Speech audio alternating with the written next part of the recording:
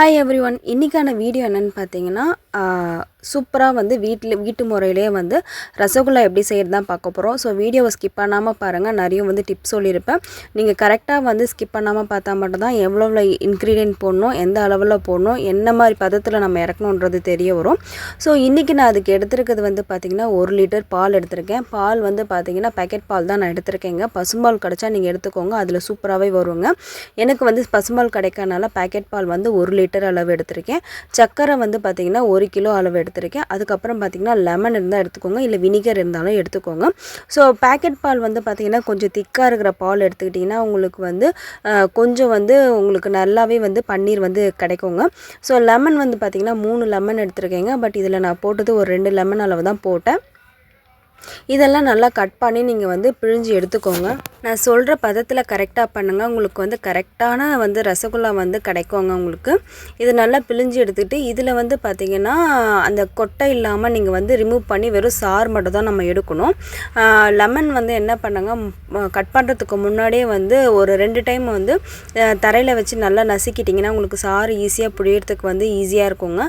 So இந்த மாதிரி filter பண்ணி எடுத்துக்கிட்டு என்ன பண்ணலான்னு பார்த்தீங்கன்னா, கட் பண்ணி வச்சுருக்க பாலை வந்து நம்ம வந்து அடுப்பில் வச்சு நல்லா வந்து கொதிக்க விட்டுடலாம். முன்னாடியே வந்து பாலில் ஊற்றிடாதீங்க. கொஞ்சம் பொங்கி வர டைமில் வந்து வினிகர் வந்து நீங்கள் அதாவது லெமன் சாஸோ இல்லைனா வினிகரை நீங்கள் ஆட் பண்ணிங்கன்னா உங்களுக்கு வந்து பார்த்திங்கன்னா கரெக்டாக வந்து அது திரிஞ்சு வரதுக்கு கரெக்டாக இருக்கும். 1 ஸ்பூன் அளவுலேருந்து ஒரு 1.5 ஸ்பூன் அளவு எடுத்துக்கோங்க. நிறைய ஊற்றுனீங்கனாலும் உங்களுக்கு வந்து புளிப்பாயிடும். லெமன் டேஸ்ட் வந்து அதில் அதிகமாகிடும். ஸோ அதனால் வந்து பார்த்திங்கன்னா 1 ஸ்பூன் அளவு நான் எடுத்துருக்கேங்க. நான் இதில் வந்து பார்த்திங்கன்னா எவ்வளோ சூப்பராக வந்து திரிஞ்சு வருது பாருங்கள். நான் வந்து இதில் தண்ணி எதுவுமே ஆட் பண்ணல, டைரெக்டாக பால் மட்டும் தான் வச்சுருக்கேன். நீங்கள் தண்ணி வந்து பாலில் ஆட் பண்ணாதீங்க. நல்லா பால் வந்து திரிஞ்சு வந்ததுக்கப்புறமா உங்களுக்கே தெரியுங்க, இதுக்கு மேலே வந்து பால் திரியறதுக்கு இல்லைன்னு தெரியும். ஸோ அந்த ஸ்டேஜில் என்ன பண்ணுங்கன்னா, கொஞ்சம் வந்து சில் வாட்டரை வந்து அதாவது ஸ்டவ் ஆஃப் பண்ணிவிடுங்க. ஆஃப் பண்ணதுக்கப்புறமா சில் வாட்டர் வந்து ஒரு டம்ளர்லேருந்து 2 டம்ளர் வந்து ஊற்றுங்க. இல்லைனா வந்து நமக்கு அந்த பன்னீர் வந்து பார்த்திங்கன்னா ரொம்ப வந்து ஹார்டாகிடும். ஸோ அதுக்காக வந்து நம்ம வந்து கொஞ்சம் சில் வாட்டர் அதாவது கொஞ்சம் நார்மல் வாட்டர் வந்து நீங்கள் ஊற்றுனீங்கன்னா கொஞ்சம் வந்து டெம்பரேச்சர் வந்து கண்ட்ரோலில் வரும். ஸோ அதுக்கப்புறம் என்ன பண்ணுங்கன்னா, அதை வந்து ஃபில்ட்ரு பண்ணி நமக்கு தேவையான அந்த பன்னீர் மட்டும் எடுத்துக்கணுங்க. அதுக்கு வந்து நம்ம ஒரு காட்டன் துணி வச்சு அதில் வந்து ஃபில்ட்ரு பண்ணி எடுத்துக்கலாம். இதுக்கு மேலே வந்து பார்த்திங்கன்னா 1 டம்ளர் அளவு அகைன் வந்து நார்மல் வாட்டர் வந்து ஊற்றி ஃபில்ட்ரு பண்ணி எடுத்துக்கோங்க. இல்லைனா வந்து நம்ம லெமன் ஊற்றுனதுனால என்ன ஆகும்னு பார்த்திங்கன்னா அந்த புளிப்பு டேஸ்ட் வந்து இன்னுமே நமக்கு அதுலேயே இருக்கும். ஸோ அதனால் வந்து நீங்கள் வாஷ் பண்ணி எடுத்துக்கோங்க. வினிகர் ஊற்றுனீங்கன்னா அது பிரச்சனை இல்லை. பட் லெமன் ஊற்றுறவங்களா இருந்தீங்கன்னா கண்டிப்பாக வந்து 1 டம்ளர் அளவுக்கு தண்ணி வந்து ஆட் பண்ணிக்கோங்க. இந்த தண்ணியை நல்லா பிழிஞ்சு எடுத்துகிட்டு ஒரு 1/2 hour 20 to 30 minutes அளவுக்கு என்ன பண்ணாங்கன்னா, இந்த தண்ணியை வந்து வடிகிற மாதிரி நீங்கள் ஒரு பாத்திரத்தில் வந்து வச்சுருங்க. அப்போ தான் நமக்கு வந்து பார்த்திங்கன்னா கரெக்டான வந்து பன்னீர் வந்து நமக்கு ரெடி ஆகுங்க. அப்படி இல்லைன்னா ஈரப்பதமாக இருந்ததுன்னா நமக்கு ப்ராப்பராக வந்து நமக்கு ரசகுல்லா வராது. ஏன்னு பார்த்திங்கன்னா நமக்கு அப்படியே உடஞ்சி வரும். அதனால் வந்து கண்டிப்பாக வந்து நீங்கள் வந்து ஒரு 1/2 hour அளவாவது நீங்கள் வைங்க. 20லேருந்து ஒரு 30 minutes அளவாவது நீங்கள் வச்சிங்கன்னா தான் கரெக்டாக இருக்கும். ஸோ அதுக்கப்புறம் வந்து நீங்கள் எடுத்து ஒரு பிளேட்டில் போட்டு என்ன பண்ணுங்கன்னு பார்த்திங்கன்னா, இந்த மாதிரி நல்லா வந்து பிசைஞ்சு எடுத்துக்கணுங்க. ஆக்சுவலாக ரொம்ப வந்து நீங்கள் வந்து கையிலேயே மட்டும் பிசையாதீங்க.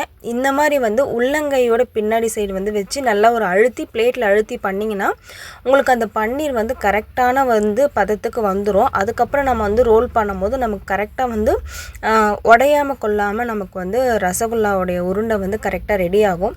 ஸோ ஃபைனலாக வந்து நான் நல்லா மிக்ஸ் பண்ணதுக்கப்புறமா என்ன பண்ணுறேன்னு பார்த்தீங்கன்னா, இன்னுமே வாட்டர் இருக்கா தண்ணி இருக்கான்றதுக்காக டிஷ்யூ பேப்பர் வச்சு நான் வந்து ஒத்தி எடுத்து பார்த்தேன். ஸோ தண்ணி எல்லாம் வந்ததுக்கப்புறமா நம்ம வந்து இதை ரோல் பண்ண ஆரம்பிக்கலாம். மேக்ஸிமம் வந்து நீங்கள் வந்து கரெக்டாக 1/2 hour வச்சிங்கன்னா மேக்ஸிமம் தண்ணி வந்து வடிஞ்சிரும். ஸோ இதுக்கப்புறம் இந்த கேப்பில் என்ன பண்ணுறேன்னு பார்த்தீங்கன்னா, நம்ம வந்து சர்க்கரை வச்சுருக்கோம் பார்த்திங்களா, அந்த 1 கிலோ சர்க்கரை வந்து பார்த்திங்கன்னா தண்ணி வந்து ஊற்றிட்டு நமக்கு ஒரு கம்பி பாகு அளவு வர வரைக்குமே நம்ம வந்து அதை கொதிக்க விடணும். ரசகுல்லா வந்து பார்த்திங்கன்னா எண்ணெயிலையோ இல்லை வேறு எதுலனா நம்ம பொரிக்க போகிறது கிடையாது. சர்க்கரை பாகுலேயே தான் நம்ம வந்து பொரித்து எடுக்க போகிறோம். அதுக்கு வந்து பதம் வந்து பார்த்திங்கன்னா ஒரு கம்பி பாகு தான் எடுக்கணும். ஸோ அதுக்கு வந்து சர்க்கரை வந்து முழுகிறத விட ஒரு 2 மடங்கு அளவுக்கு நான் தண்ணி ஊற்றிருக்கேங்க. அது கொதித்து வந்ததுக்கப்புறமா நம்ம அதில் போய்ட்டு நம்ம இந்த ரசகுல்லா வந்து போட்டு பொரித்து எடுக்கணுங்க.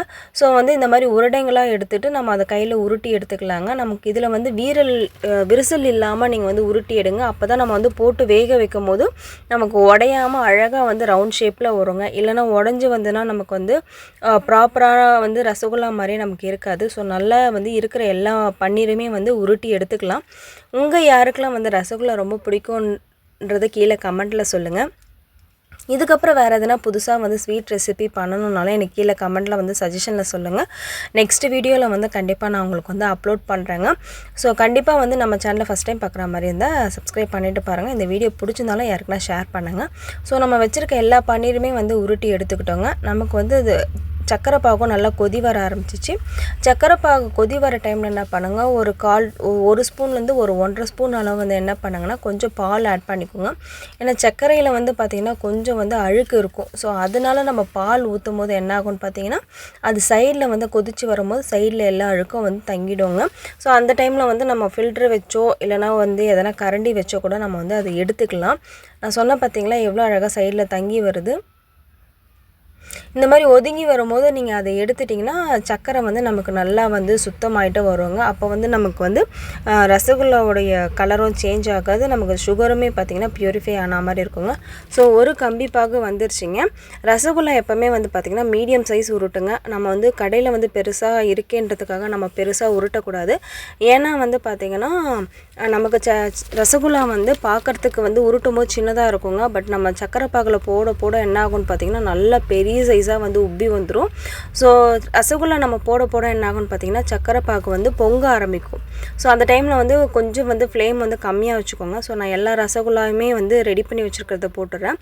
ஸோ இந்த கேப்பில் என்ன பண்ணலான்னு பார்த்தீங்கன்னா சைடில் வந்து சுடு தண்ணி வந்து ஒரு பாத்திரத்தில் வந்து நீங்கள் வச்சுருங்க. ஏன்னா சுடு தண்ணி வந்து எதுக்கு தேவைப்படும்ன்றதை நான் வந்து சொல்கிறேன். ஸோ வீடியோ ஸ்கிப் பண்ணாமல் பாருங்கள். ரசகுல்லா வந்து வேகிறதுக்கு வந்து ஒரு 5 to 7 minutes ஆகுங்க.